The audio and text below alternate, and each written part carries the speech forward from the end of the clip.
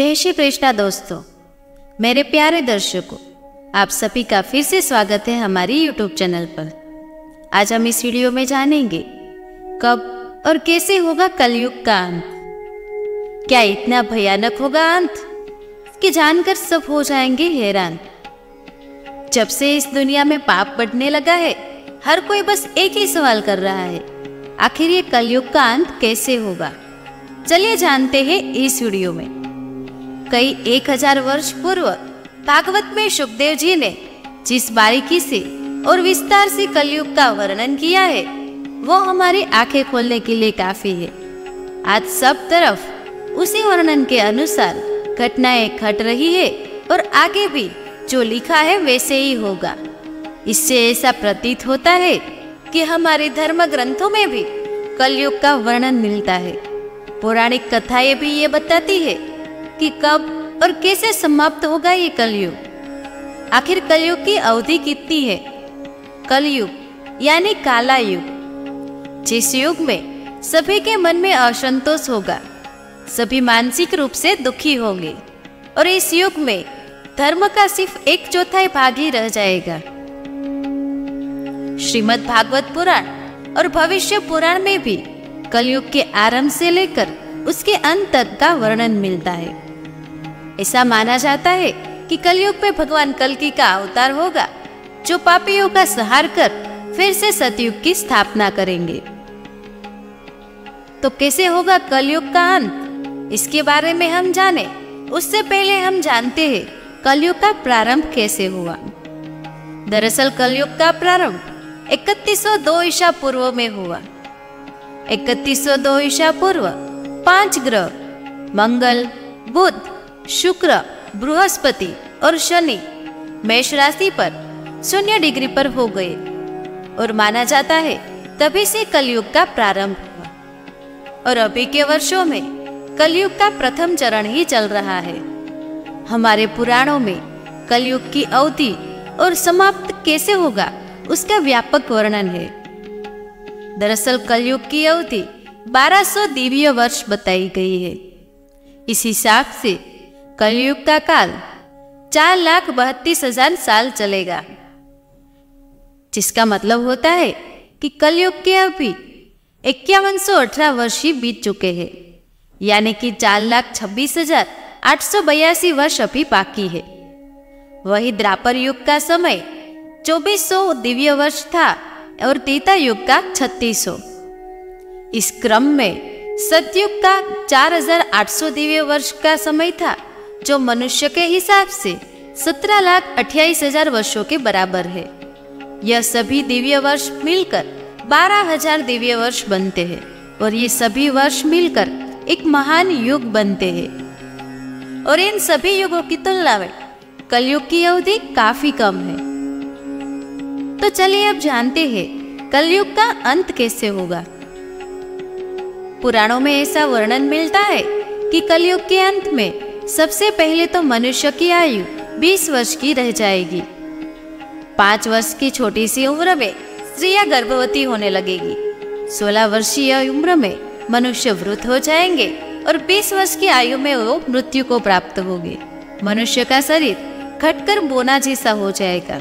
ब्रह्मवैवर्त पुराण में ऐसा भी बताया गया है कि एक ऐसा भी समय आएगा जब इंसान की उम्र बहुत कम हो जाएगी, उनकी युवा अवस्था समाप्त हो जाएगी और कली के प्रभाव से प्राणियों के शरीर पर छोटे छोटे सींग और रोगग्रस्त होने लगेंगे। बस वही समय होगा जब भगवान कल्कि इस धरती पर अवतरित होंगे। जब भगवान अवतरित होंगे तब मनुष्य की परम आयु केवल 20 या 30 वर्ष की रह जाएगी। चारों वर्णनों के लोग सूत्र के समान हो जाएंगे, जहाँ पर गौ माता भी बकरियों की तरह छोटी छोटी और कम दूध देने वाली हो जाएगी। दोस्तों, ऐसा भी कहा जाता है कि कलयुग के अंत में संसार की ऐसी दशा होगी कि अनाज नहीं उगेगा। लोग मांस मच्छी ही खाएंगे, भेड़ बकरियों का दूध पीने लगेंगे। गाय तो दिखना भी बंद हो जाएगी और अगर होगी भी तो बकरी के समान कम दूध देंगी।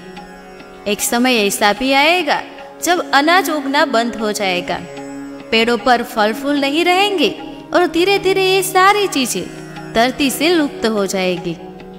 कलयुग के अंत में मनुष्य का स्वभाव भी कठोर हो जाएगा। वही स्त्रियां कड़वा बोलने वाली होगी और वह अपने पति की आज्ञा भी नहीं मानेगी। जिसके पास धन होगा उन्हीं के पास स्त्रियां रहेगी। वही मनुष्य का व्यवहार गधों जैसा केवल गृहस्थी का भार उठाने वाला ही रह जाएगा। लोग विषय भोग में लिप्त हो जाएंगे और धर्म कर्म का लोप हो जाएगा।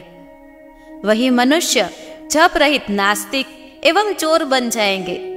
सब एक दूसरे को लूटने लगेंगे और मारने लगेंगे।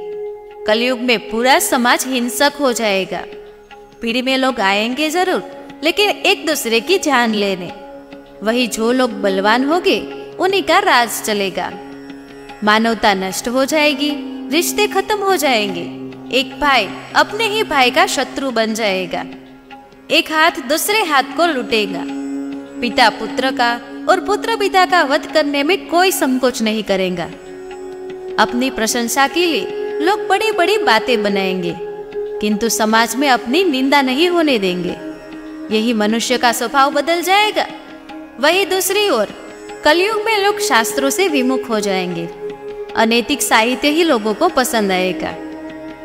बुरी बुरी बातें और बुरे शब्दों का ही व्यवहार रहेगा।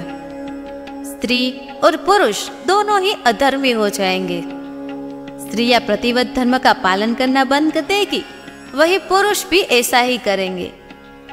स्त्री और पुरुष दोनों के संबंधित वैदिक नियम विलुप्त हो जाएंगे। कलयुग के धर्म के अंतर्गत शुकदेव जी परीक्षित को बताते हैं कि जो जो घोर कलयुग आता जाएगा त्यो धर्म, सत्य, पवित्रता, क्षमा, दया, आयु, बल और स्मरण शक्ति का लोप होता जाएगा। वही महाप्रलय बहुत काल तक सूखा रहने के बाद कलयुग के अंतिम समय में बहुत ही मोटी मूसलाधार बारिश होगी, जिसके चलते चारों ओर पानी पानी हो जाएगा। समस्त पृथ्वी पर जल ही जल होगा। जिसके बाद 1712 सूर्य उदय होंगे और तेज से पृथ्वी सूख जाएंगी। कलयुग के अंत में भयंकर तूफान और भूकंप आएंगे। लोग अपने मकानों में नहीं रह पाएंगे। लोगों को गड्ढे खोदकर उन्हीं में ही रहना पड़ेगा। वही धरती की सतह का 3 हाथ का हिस्सा अर्थात 5 फुट नीचे तक की धरती का उपजाऊ अंश नष्ट हो जाएगा। महाभारत में कलयुग के अंत में प्रलय होने का जिक्र है, लेकिन ये प्रलय किसी जल प्रलय से नहीं, किंतु धरती पर लगातार बढ़ रही गर्मी के कारण होगा। महाभारत के वन पर्व में भी उल्लेख मिलता है कि कलयुग के अंत में सूर्य का तेज इतना बढ़ जाएगा कि 7 समुद्र और सारी नदियां सूख जाएंगी। वही संपर्क नाम की अग्नि धरती को पाताल तक जला देगी। सब कुछ बस में हो जाएगा। इसके बाद फिर 12 वर्षों तक मूसलाधार बारिश होगी, जिससे सारी धरती जलमग्न हो जाएगी। वही पुराणों के अनुसार कलयुग का प्रारंभ हुआ था 3102 ईसा वर्ष पूर्व, यानी इस गणना के अनुसार कलयुग का अभी पहला चरण ही चल रहा है, जिसका मतलब होता है 5118 वर्ष ही निकले हैं, यानी 4,26,882 वर्ष अभी बाकी है। वही वेद पुराणों के अनुसार विष्णु के 10वें अवतार भगवान कल की जब कलयुग में अवतार लेंगे तभी कलयुग का अंत होगा। और ऐसा भी कहा जाता है कि कलयुग के अंत के बाद फिर से सतयुग की स्थापना होगी। तो दोस्तों, कलयुग के अंत से जुड़ा यह वीडियो आपको कैसा लगा कमेंट में जरूर बताएं। दोस्तों, उम्मीद करते हैं आप सभी को हमारा ये वीडियो पसंद आया होगा। वीडियो पसंद आया हो तो वीडियो को लाइक और शेयर करना मत भूलिएगा। ऐसे ही वीडियो देखने के लिए आप हमारी चैनल पौराणिक कथा को सब्सक्राइब जरूर कीजिए और देखते रहिए, जानते रहिए। धन्यवाद। जय हिंद, जय भारत।